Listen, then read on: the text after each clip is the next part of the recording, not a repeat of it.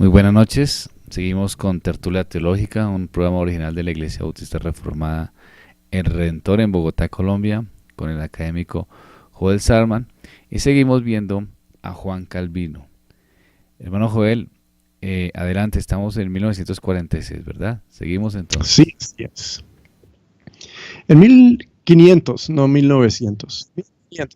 1546.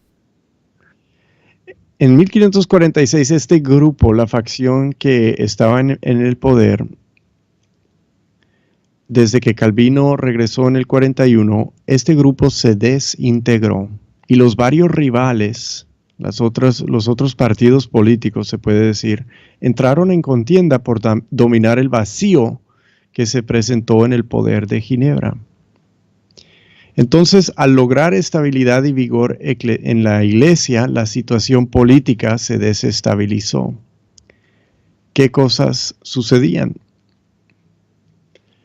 Una de las cosas es que una de las facciones políticas sufrió porque les acusaron de bailar en una boda. Es una de las cosas que miraba el consistorio. Si la gente se metía a hacer bailes no permitidos o cantar canciones pues malas, canciones no permitidas. Y en este momento de inestabilidad, una de las cosas que sucedía es que pues acusaban a una facción política, o sea, los espiaban, iban a su boda y decían, oh, ellos están bailando en una boda, ellos no son piadosos. Entonces hacían cosas así. Pero las presiones externas hicieran que no se pelearan tanto en este momento. Y miraron los gobernantes de Ginebra cómo mantenían su independencia. Así que eso siempre es lo que pasa, ¿verdad? Pueden haber tensiones por dentro, pero si viene una amenaza externa, pues la gente deja atrás sus pleitos, deja a un lado por un momento sus pleitos internos, los deja a un lado y mira cómo nos salvamos de lo que nos amenaza a todos, nuestra existencia. Es lo que sucedió. Tuvieron amenazas externas, así que los gobernantes de Ginebra se unieron y mantuvieron independencia, para mantener independencia, mientras tenían todavía como un vacío en el poder. Y en 1555 culmina la crisis política. En este tiempo, hasta el 55, y de hecho solo los primeros 4 años, del 46 al 50, es en el que el consistorio entra en su etapa más activa, porque ellos tienen estabilidad y, como hemos dicho, están haciendo muchas de las cosas que le pertenecen al gobierno: multar a la gente, echarlos en la cárcel. Y entonces lo que están haciendo pues es en el momento de la estabilidad del gobierno y la estabilidad del consistorio. Y entonces están en eso, y recordemos que el consistorio consiste de muchos extranjeros que están dando equilibrio al lugar, dando un sentido de disciplina, orden y estabilidad. Uno de los problemas que tienen en Ginebra en estos momentos de inestabilidad y que lleva a la crisis del 55 es que están entrando en Ginebra muchos desplazados de Francia, porque saben que ahí está Calvino y que ahí los van a recibir. Estos desplazados no son gente pobre, ¿sí? Los campesinos no salen desplazados en estos tiempos, porque ¿a dónde van a ir? ¿Sí? No son gente pobre, son gente de dinero, emprendedores y con conexiones. Son gente que sabe de la mercancía y tiene negocios. El pobre no viene a refugiarse en Ginebra. Es el más adinerado que contribuye a la economía, que alquila o compra las casas más amplias, emplea a los de la clase baja y a veces ocupa espacios que los más pobres antes ocupaban. Lo que traen es estabilidad y prosperidad a una ciudad que la necesita. Y crece a consecuencia la facción política que favorece a estos extranjeros, a los franceses y a Calvino. Facción más tradicional, más dada al catolicismo, más opuesta a Calvino, que favorece los derechos locales de la gente de Ginebra, no es la que acaba dominando, sino es la que va disminuyendo. Y una de las cosas que hacen en esta situación es que se muestra cómo se cruzaban las culturas en Ginebra. Y se puede ver en esta circunstancia. En Ginebra los pastores, todos estos pastores son extranjeros, ¿verdad? Empiezan a prohibir ciertos nombres. Dijeron que para luchar contra la superstición de la gente local, ya nadie podía ponerle un nombre a su hijo que fuera de un santo de los tiempos católicos. Un ejemplo, llega un padre a que le bauticen a su hijo. ¿Cómo se llama?, dice el pastor. Claudio, dice el padre, que así se llama su tío.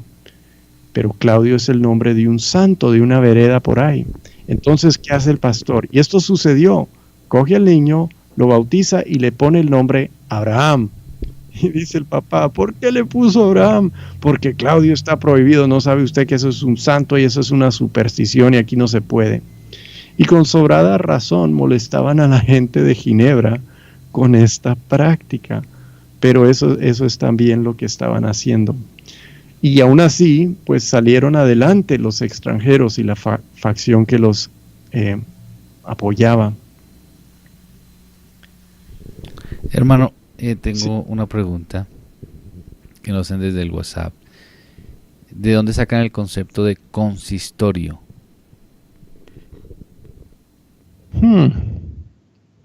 No sé.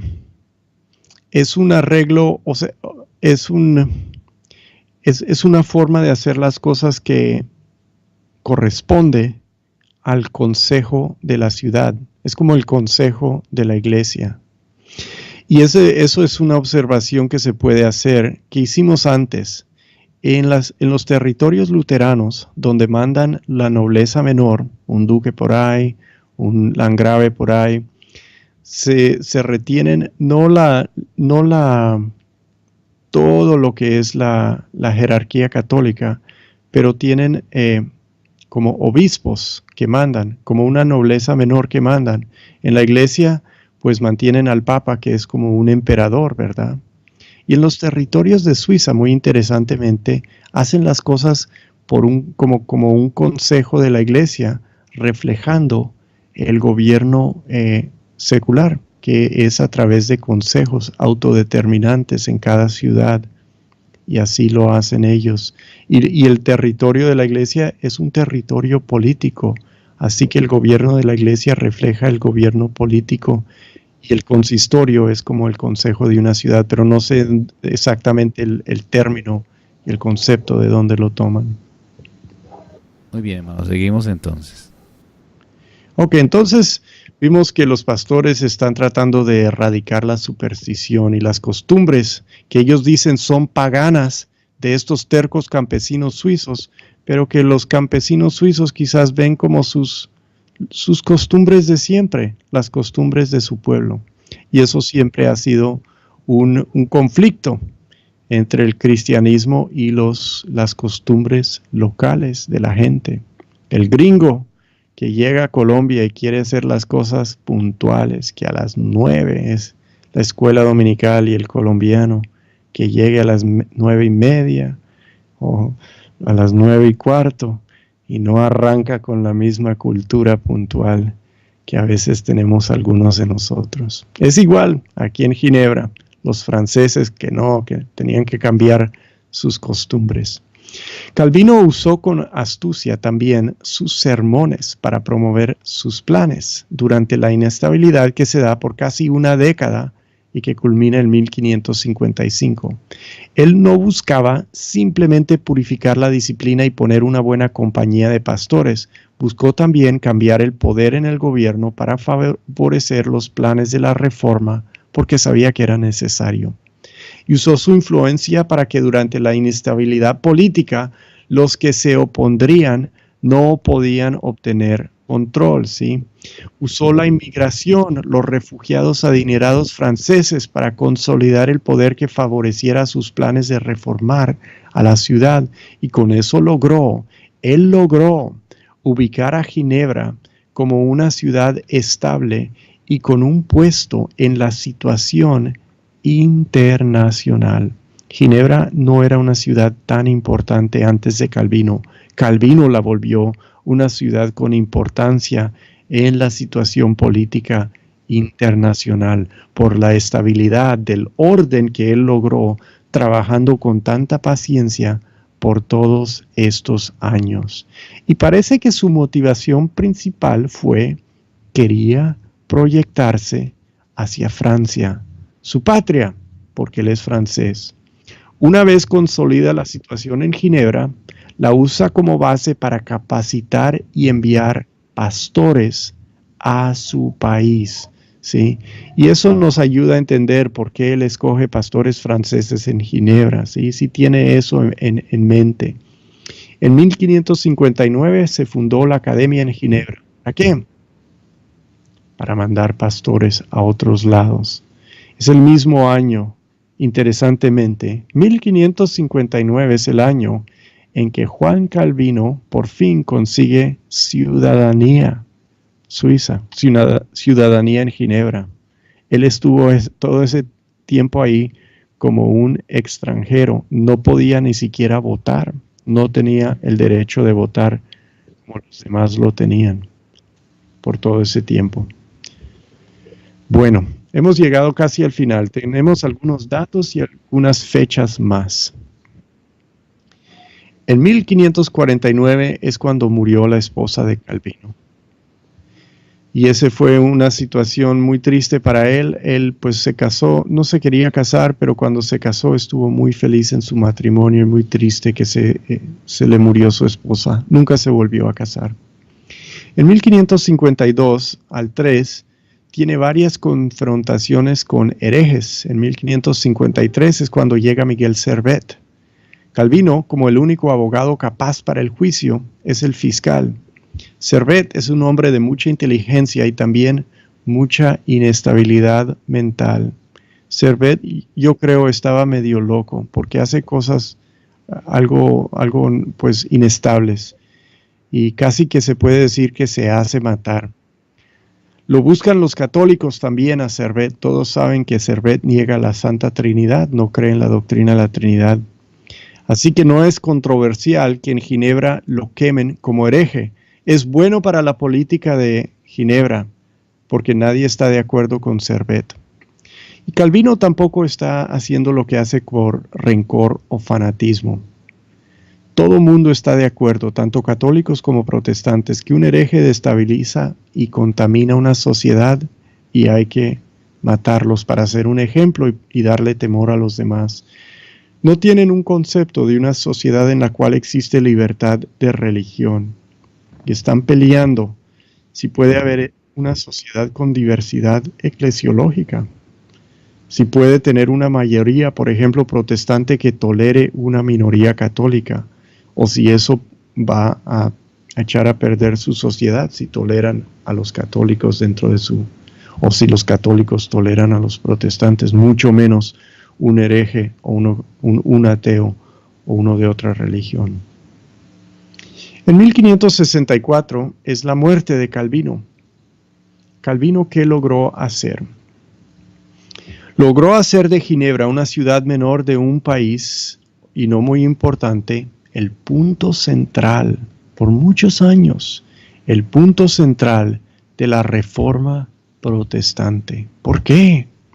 Porque Calvino supo organizar, porque Calvino fue paciente, porque Calvino entendía la situación política, porque Calvino sabía la importancia de la parte legal, porque Calvino hizo estudio arduo de la teología, porque Calvino fue un gran indagador de las Escrituras, un estudiante de la Biblia, porque Calvino fue un hombre que siempre pensó que la iglesia necesitaba mucho trabajo y se entregó a hacer ese trabajo. El hombre se murió a los 55 años y yo creo que se murió porque trabajó tan duro. Calvino hizo de Ginebra lo que hizo el centro de la Reforma protestante porque fue toda su vida que no descansó, un hombre que no descansó en sus enormes habilidades naturales. Es muy natural que cualquiera de nosotros que tuviésemos muchas habilidades, pues descansáramos en eso y no las mejoráramos. Calvino no fue así. Aunque él fue quizás uno de los hombres más inteligentes de sus días, no descansó en sus enormes habilidades, sino que las buscó siempre mejorar. Se dejó enseñar, buscó aprender y nunca fue un promovedor de sí mismo. Calvino nunca promovió a Calvino, sino fue un promovedor de una visión de orden que buscaba la gloria de Dios. Y yo creo que por todas estas cosas fue un hombre extraordinario y logró de hacer en Ginebra algo extraordinario. Yo creo que una de las cosas que más aprendemos de él es la importancia de entender cómo planear para logros de largo plazo.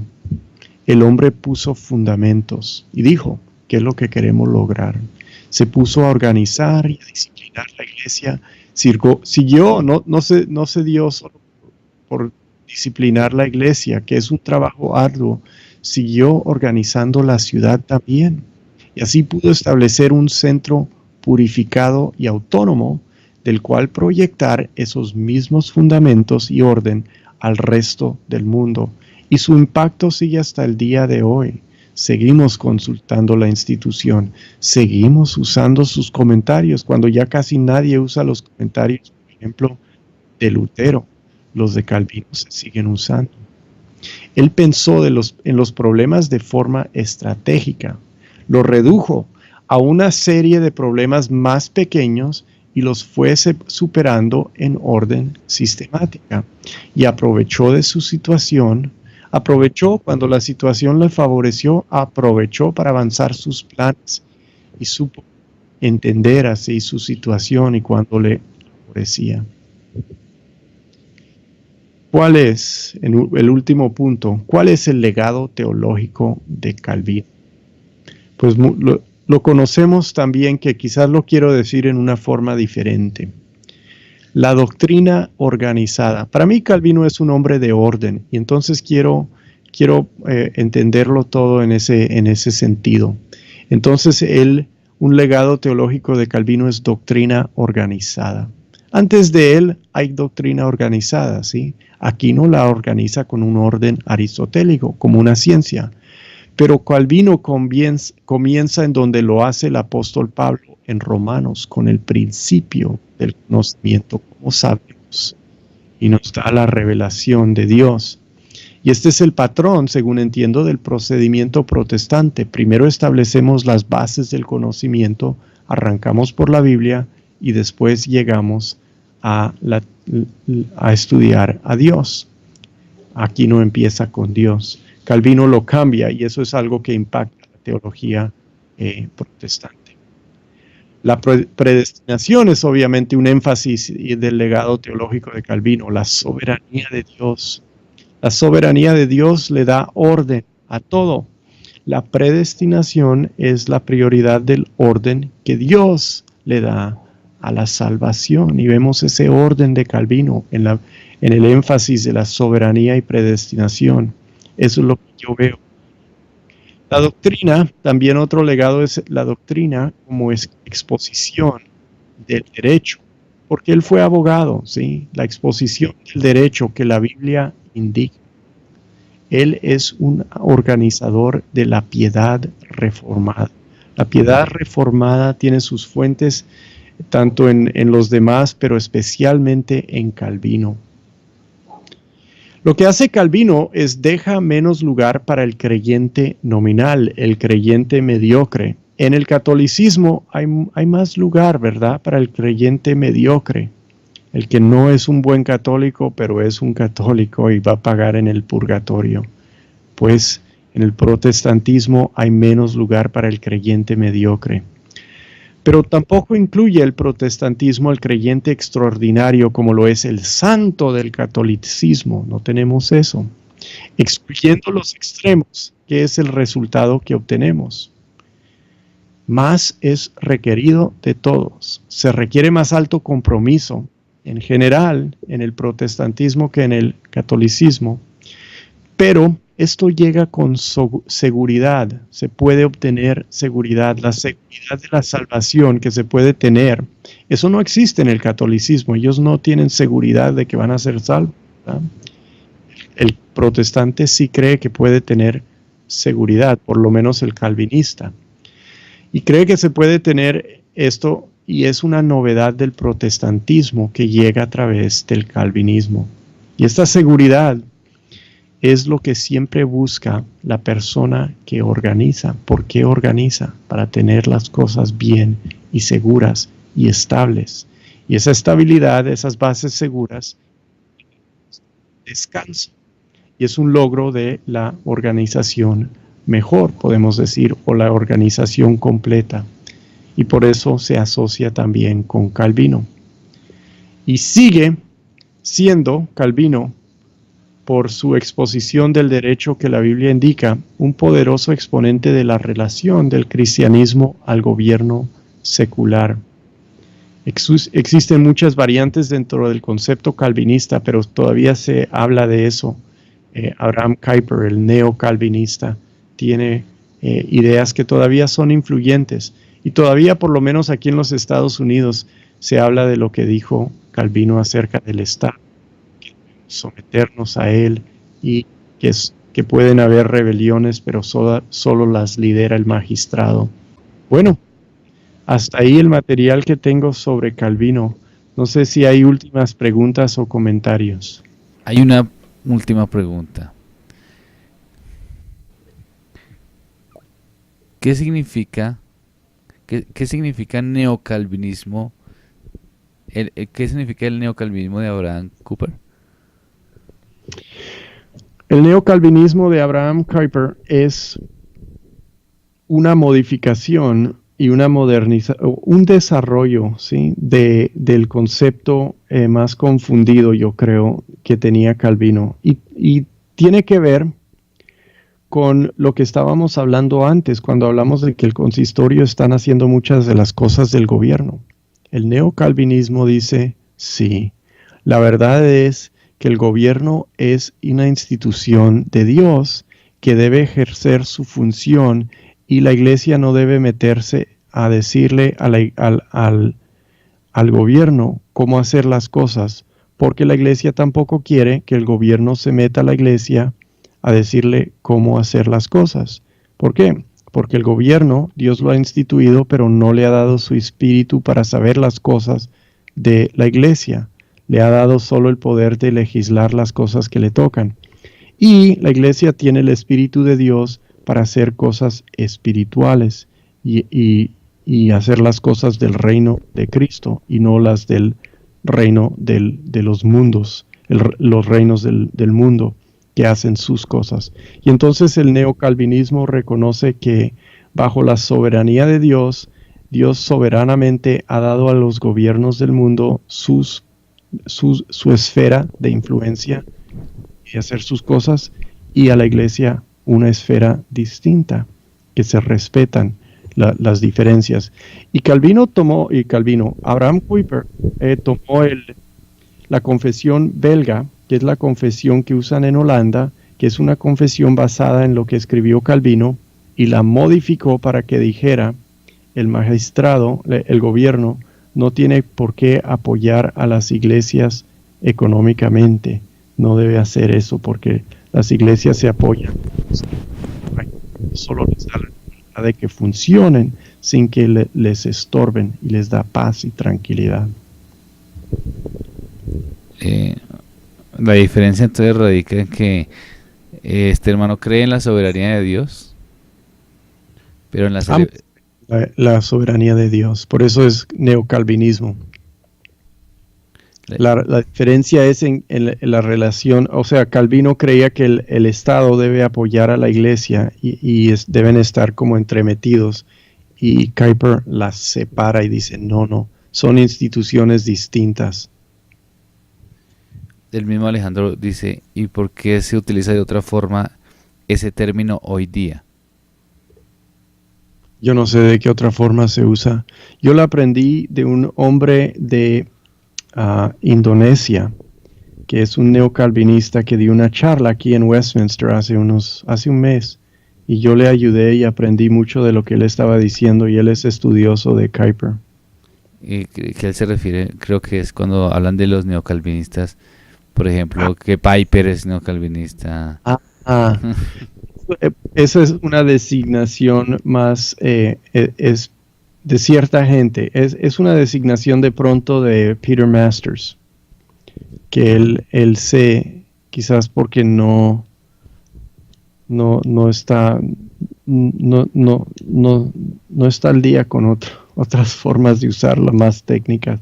O sea, el neocalvinismo es del siglo XIX, y es cuando le tildaron a Abraham Kuyper. Él no dijo, yo soy un neocalvinista, él dijo, yo soy un calvinista, y sus enemigos dijeron, pero usted no es exactamente como Calvino, entonces usted no es un calvinista, sino un neocalvinista, y se ha quedado esa designación desde el siglo XIX, ya lleva más de 100 años.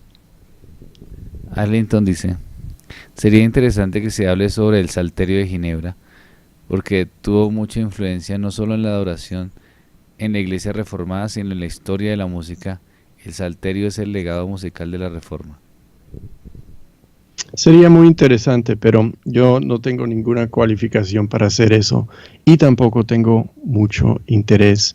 Aunque uno de los profesores de Westminster acaba de sacar un libro que todos están diciendo es muy bueno, buenísimo, sobre y no trata exactamente el salterio, pero trata las liturgias reformadas. Es un libro grueso, lleno de toda clase de documento histórico para que podamos estudiar cómo hacían la adoración y cómo conducían sus servicios. Y me parece que eso sería muy bueno. Pero yo no soy, para eso yo no tengo las cualificaciones necesarias. Yo soy historiador sin especialización en esa parte. Muy bien, hermano Joel, muchas gracias. Como siempre, bastante aprendizaje. ¿Qué tenemos para la próxima? Yo creo que vamos a movernos hacia Inglaterra y hablar de William Tyndale y tratar de comprender algo de la muy compleja y a veces aburrida reforma en Inglaterra. A ver cómo lo hacemos que no sea tan aburrido eso. Pues hermanos, amigos, ya escucharon. Nos trasladamos para el próximo lunes a Inglaterra. Les animamos entonces a seguir escuchándonos, recomendar nuestros canales para que en caso de que se hayan perdido con algo de lo que estamos escuchando, de lo que estamos aprendiendo con Joel, puedan ustedes verlos por el canal de YouTube. Hermanos, que el Señor los bendiga. Hermano Joel, muchas gracias. Y gracias a ti y a los oyentes una vez más.